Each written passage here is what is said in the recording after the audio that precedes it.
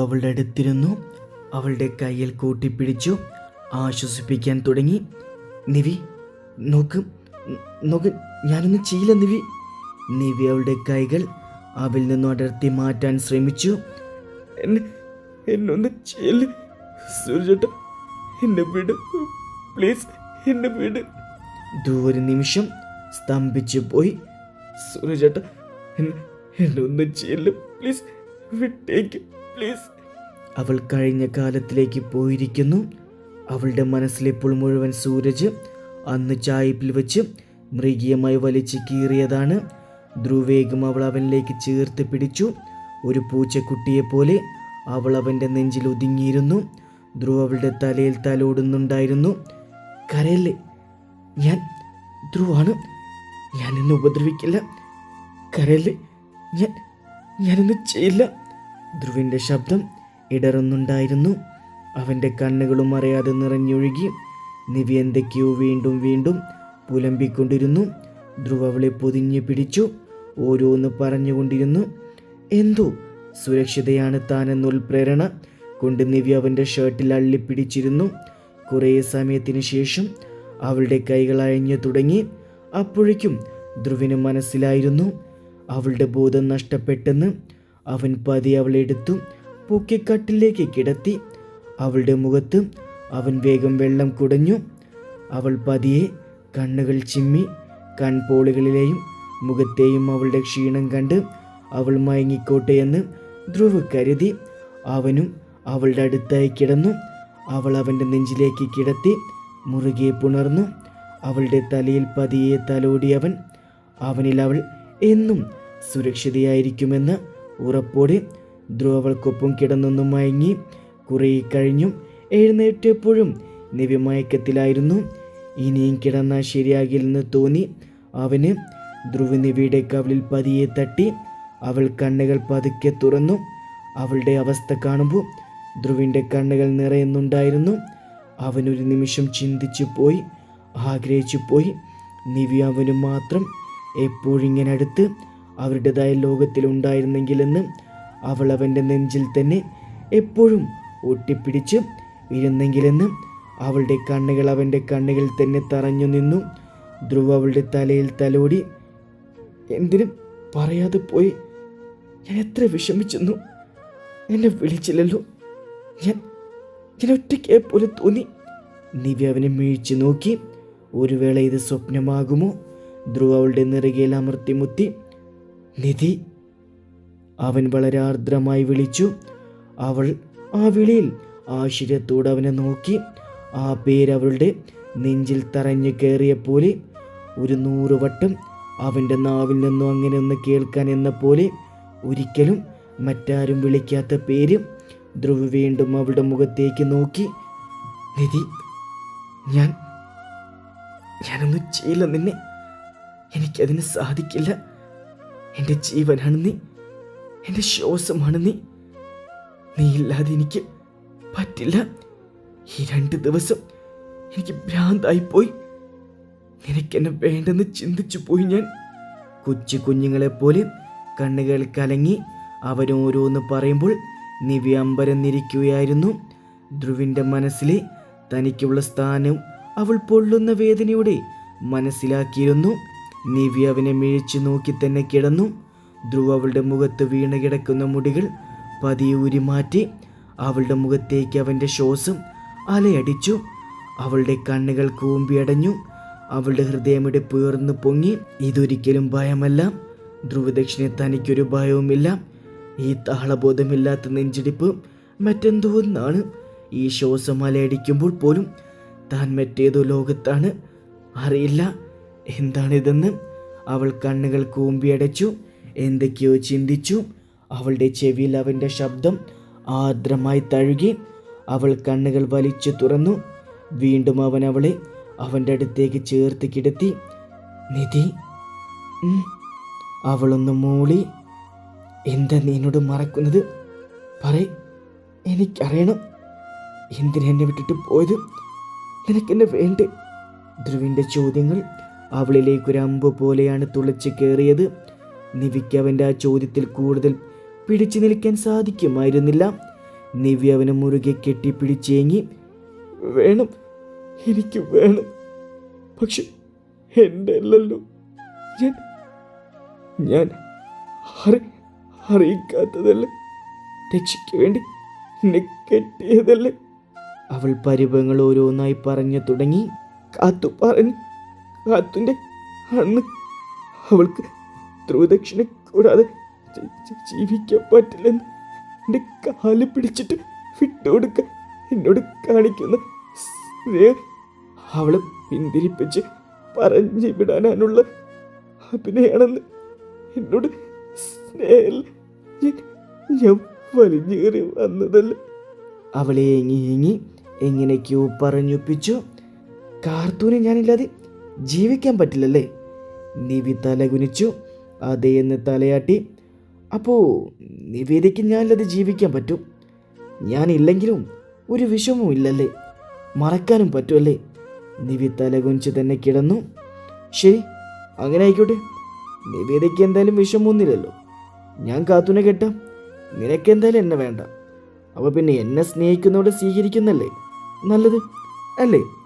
നിവിയാകെ കരഞ്ഞു. കുളമായിട്ടുണ്ട്. ധ്രുവ ഗൗരവത്തോടെ തന്നെ സംസാരിക്കുന്നുണ്ട്. അല്ല നിവേദ, നിനക്കെന്നെ വേണ്ട. അപ്പോൾ പിന്നെ ഈ കണ്ണുനീരിൻ്റെ അർത്ഥം എന്താ? നിനക്ക് വിഷമല്ലെങ്കിൽ നിനക്കറിയുന്നേ. നിവിയൊന്നും മിണ്ടിയില്ല. ശരി, ഞാൻ കാത്തുവിനെ വിളിച്ചുകൊണ്ട് വരാം. നീ തന്നെ അവളോട് സന്തോഷ തീരുമാനം പറയും. നീ നിന്റെ ഭർത്താവിനെ അവൾക്ക് കൊടുക്കുവാണെന്ന്. ഞാനും കൂടെ വേണമല്ലോ അത് പറയുമ്പോൾ. അതാണല്ലോ അതൊരു മര്യാദ, അല്ലേ? ധ്രുവ് കട്ടിൽ നിന്നും എഴുന്നേറ്റു പുറത്തേക്ക് പോയി. നിവിക്കാകെ ഭൂമി പിളർന്ന് താഴേക്ക് പോയെങ്കിലെന്നും തോന്നിപ്പോയി. നിവി പതിയെ എഴുന്നേറ്റു കട്ടിലിരുന്നു. കുറച്ച് കഴിഞ്ഞ് ധ്രുവ് കാത്തുവിനെയും കൊണ്ട് റൂമിലേക്ക് വന്നു. നിവി, എന്താ പറ്റി? എന്താ മുഖം വാടിയിരിക്കുന്നേ? അതൊന്നുമില്ല കാത്തു, അവൾക്ക് തലയിൽ കുറച്ച് ഭാരം, അതുകൊണ്ടാ മുഖത്ത് ക്ഷീണം. നിവി അപ്പോഴും കുനിഞ്ഞ് തന്നെ ഇരുന്നു. നിവിദ്യ, നീ ഇവളോട് പറയോ അതോ ഞാൻ പറയണോ? എന്തായാലും നീയല്ല തീരുമാനം എടുത്തത്, അപ്പം നീ തന്നെ പറഞ്ഞു. നിവി അവനെ വെറുതെ നോക്കി നിന്നു. ദയനീയതയുടെ അങ്ങേയറ്റമായിരുന്നു അവളുടെ കണ്ണുകളിൽ. കാത്തു, അവൾക്ക് പറയാൻ വയ്യെന്ന്. എങ്കിൽ ഞാൻ തന്നെ പറയാം. അതിനു മുന്നേ കുറച്ച് കാര്യങ്ങളൊന്ന് ക്ലിയർ ചെയ്യാനുണ്ട്. കാത്തു നിന്ന് വിൽക്കാൻ തുടങ്ങി.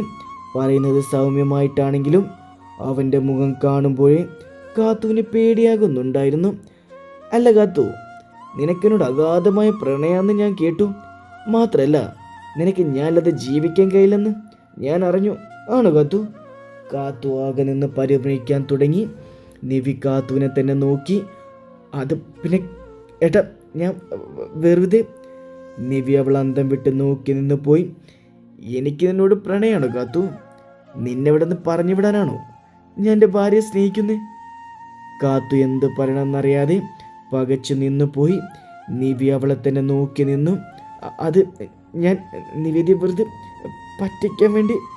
അത് പിന്നെ അതൊക്കെ പോട്ടെ, എന്നോടുള്ള അഗാധമായ പ്രണയം കൊണ്ടാകുമല്ലേ കഴിഞ്ഞ മാസം, അതായത് ഇവിടെ വരുന്നതിന് തൊട്ടു മുന്നേ നീ ഹോസ്പിറ്റലിൽ പോയി രണ്ടാമത്തെ അബോർഷൻ നടത്തിയത്, അല്ലേ? കാത്തു ആകെ നിന്ന് വിറയ്ക്കാൻ തുടങ്ങി. അല്ല കാത്തു, ആരുടെ കുഞ്ഞായിരുന്നത്? നിവി കാത്തുവിനെ വെറുപ്പോടെ നോക്കി. ധ്രുവ് കാത്തുവിൻ്റെ അടുത്തേക്ക് നടന്നു. അതിനനുസരിച്ച് കാത്തു പുറത്തേക്ക് നടന്നു. മോളെ കാത്തു, നീ എവിടെയാണെങ്കിലും നീ എന്ത് തോന്നിവാസം കാണിച്ചാലും ഞാൻ അറിയും. അത് ഞാൻ ആരോടും പറയാത്തത് എൻ്റെ മാന്യത. നിന്റെ നല്ല നടപ്പ് അച്ഛനും മറ്റുള്ളവർ അറിഞ്ഞാ ദേ ആ ഗേറ്റൊക്കെ നിന്നെ ആരും കേട്ടില്ല. ഡ്രാമ കളിക്കുമ്പോൾ സൂക്ഷിച്ച് വേണം. അതും ഈ ധ്രുവിൻ്റെ പെണ്ണിനോട് കളിക്കുമ്പോൾ വളരെ വളരെ സൂക്ഷിച്ചു വേണം. അത്രയും പറഞ്ഞ ധ്രുവ് അവളുടെ കവളിൽ ആഞ്ഞടിച്ചു. കാത്തു കവൾ പൊത്തി തറയിൽ വീണു പോയി. ധ്രുവ് നവ്യ ഒന്ന് നോക്കി. അവൾക്കാകെ എന്ത് പറയണമെന്നറിയില്ല. അവളാകെ പെട്ട പോലെ. ധ്രുവിനെ തെറ്റിദ്ധരിക്കാൻ തോന്നിയ നിമിഷമോർത്ത്, കാത്തുവിനെ വിശ്വസിക്കാൻ തോന്നിയ നിമിഷമോർത്ത് അവൾ സ്വയം ശപിച്ചു പോയി. ധ്രുവ് അവളുടെ അടുത്തേക്ക് വന്നു.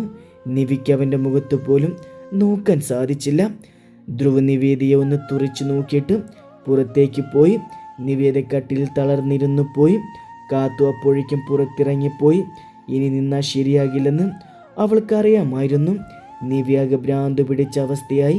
അപ്പോഴേക്കും ദക്ഷി അങ്ങോട്ടേക്ക് വന്നു. ദക്ഷി മൗനമായി തന്നെ അവളുടെ അടുത്തിരുന്നു.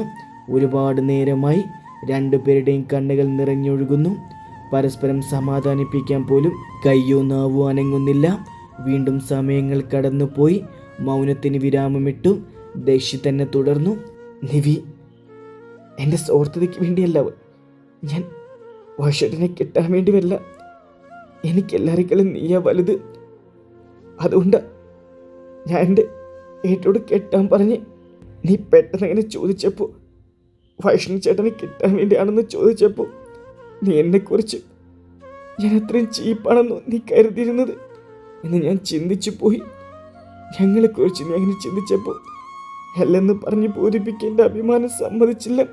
പണ്ട് മുതലേ എൻ്റെ ആഗ്രഹം നീ എൻ്റെ ധ്രുവട്ടിൻ്റെ പെണ്ണാകണമെന്ന്. പക്ഷെ നിന്റെ മനസ്സിൽ മഹയാണെന്നറിഞ്ഞതോടെ ഞങ്ങൾ പോയത് ഇവിടുന്ന്. ഞങ്ങൾക്ക് നീ മറ്റോടാകുന്ന കാണുന്നത് ഇഷ്ടമായിരുന്നില്ല. കാരണം ഞാനും അമ്മയും അച്ഛനും നിന്നെ എൻ്റെ ധ്രുവേട്ടൻ്റെ പെണ്ണായി കണ്ടിരുന്നു. ദക്ഷി ഓരോന്ന് പറയുമ്പോഴും നിവിക്കാകെ ദേഹം തകരുന്ന പോലെ തോന്നി. ശരിയാണ്, തനിക്കിവിടെ താമസിക്കാനുള്ള അർഹതയില്ല. ഇവരാരെയും മനസ്സിലാക്കാതെ സ്വയം എന്തൊക്കെയോ ചിന്തിച്ച് കൂട്ടി ചെയ്തു. അവൾ കണ്ണുകൾ മുറുകെ അടിച്ചു. തലയ്ക്ക് കൈ കൊടുത്തിരുന്നു പോയി. ദക്ഷ അടുത്ത് എഴുന്നേറ്റ് പോയെന്ന് മനസ്സിലായതും നിവി കണ്ണുകൾ തുടച്ചു. ഒരു ദീർഘനിശ്വാസമിട്ടു. പിന്നെ മുടിയൊക്കെ മുകളിലേക്ക് വാരിക്കെട്ടി മുഖമൊക്കെ തുടച്ചു. അവളുടെ കണ്ണുകളും മുഖവും ചുവന്ന് തുടുത്തിരുന്നു. അവൾ കണ്ണാടിയിൽ നോക്കി സ്വയം എന്തെല്ലാമോ പറഞ്ഞു. മനസ്സാലെ കുറ്റപ്പെടുത്തി.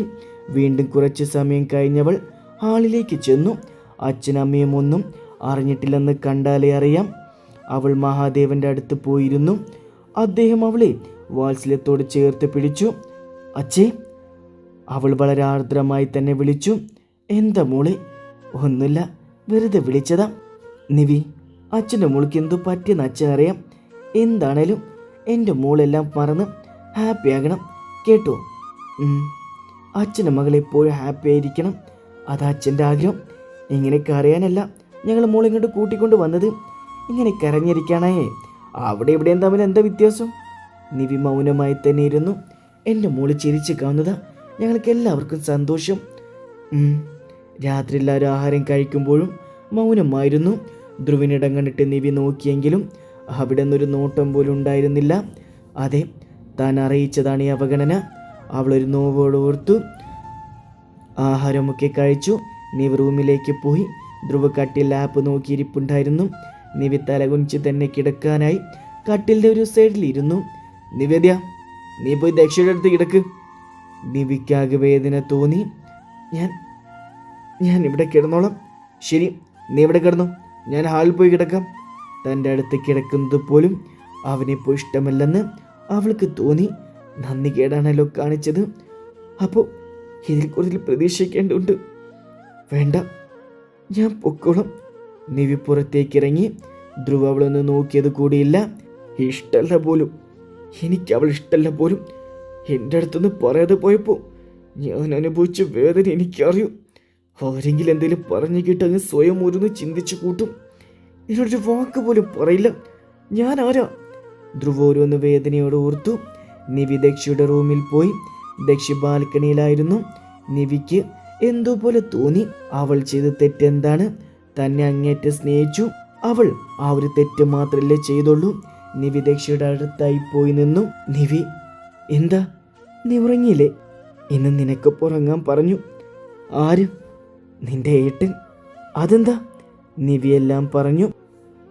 ദക്ഷി അവളെ ഒന്ന് വല്ല കാരുണ്ടായിരുന്നോ എന്ന രീതിയിൽ നോക്കി. അത് പിന്നെ അപ്പം അങ്ങനെയൊക്കെ ചിന്തിച്ചു പോയി. ചിന്തിച്ചാൽ എന്താ? ഏട്ടൻ്റെ കെയറിങ്ങും സ്നേഹവും ഗൗരവവും മാത്രമല്ലേ നീ കണ്ടിട്ടുള്ളൂ. ഇനി ഏട്ടൻ്റെ അവഗണന നന്നായി കാണാം. സാരില്ല, എൻ്റെ തെറ്റുകൊണ്ടല്ലേ അതെന്നെ അനുഭവിച്ചു. I am sorry Dakshi. Dakshi അവളെ നോക്കി മനോഹരമായി പുഞ്ചിരിച്ചു. നിവിയെ മുറുകെ കെട്ടിപ്പിടിച്ചു. നിമിഷ നേരം കൊണ്ട് തന്നെ രണ്ടുപേരും പരിഭവങ്ങൾ കണ്ണീരായി ഒഴുക്കി തീർത്തു. ദക്ഷിയുടെ കൂടെ ആ രാത്രി കിടക്കുമ്പോഴും നിവിക്ക് ഉറക്കമുണ്ടായിരുന്നില്ല. കണ്ണ് തുറക്കുമ്പോഴും അടക്കുമ്പോഴും സ്വയം മരിക്കുന്ന പോലെയായിരുന്നു അവൾക്ക്. പക്ഷെ ധ്രുവ രാത്രിയിൽ പലതും തീരുമാനിച്ചുറപ്പിച്ചിരുന്നു.